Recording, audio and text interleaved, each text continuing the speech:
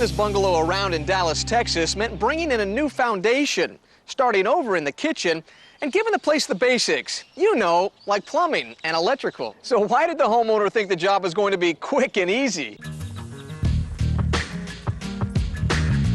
I did not have a clue. I thought, couple months, fresh coats of paint, new molding, it'll be a brand new house. Come on, Shelby. That couple months turned into a couple years. That fresh coat of paint ended up being new walls, new floors, new ceiling. I didn't have a clue what I was getting into. What Chris Hobson wanted was an old house, loaded with character. What he got was a prairie-style bungalow, just 2 miles from downtown Dallas. Built in 1896, it was certainly old, but character?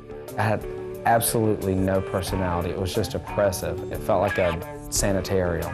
But then Chris and his roomies took over. That's Capers on the left, Shelby riding shotgun. And this is their house today. 2 years of renovating have made it personality plus. Higher ceilings, fewer walls, lots of color, and a sleek new kitchen where stainless steel rules. The kitchen was the worst room in the house when we first bought it. The countertops were plywood with avocado green Formica put over the top of them. It was awful. Chris gutted the room, exposed the original chimney, and brought in those black cabinets. Black looks so great with stainless steel. He saved a bundle on the steel, $6,000, by getting it at a metal superstore. This is what they delivered. Sheets of stainless steel. The wood trim was a last-minute idea, hatched in the middle of the night.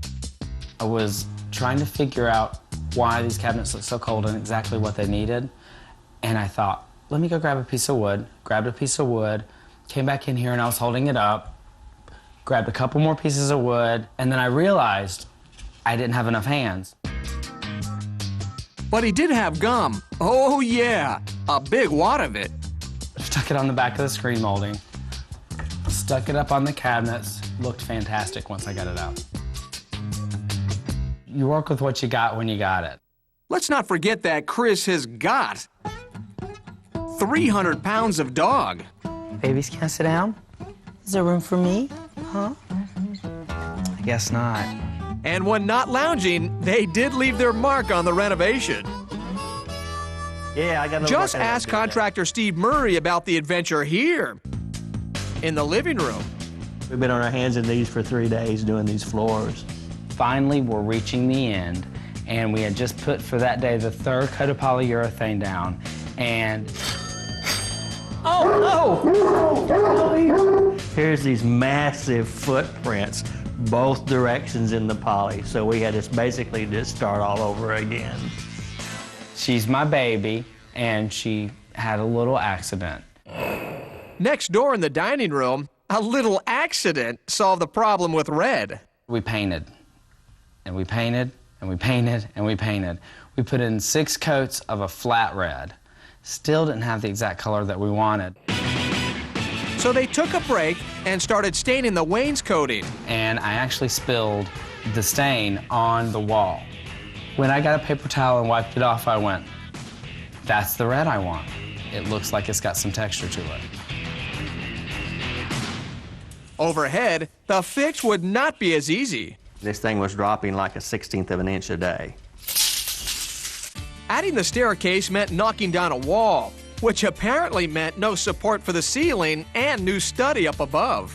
This thing would have actually come down into the dining room. So we installed this beam to prevent that. It's like 2 steps forward, 1 step back. Every project that you tackle leads to 2 more projects. Like the master bedroom, where a 6-inch slope turned out to be a collapsing foundation.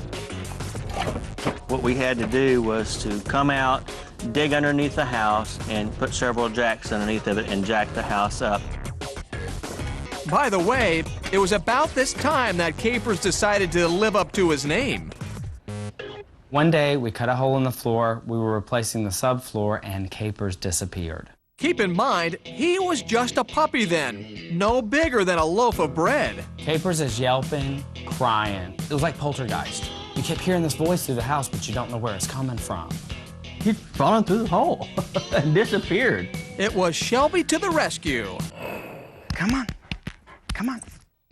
And when he started whining, she started barking, and after about 20 minutes, Capers finally sauntered out of there. This was a project like I would have never anticipated. Like I said, it took a long time, but I do love the house now. Everything's done the way that I wanted it, and it's my home.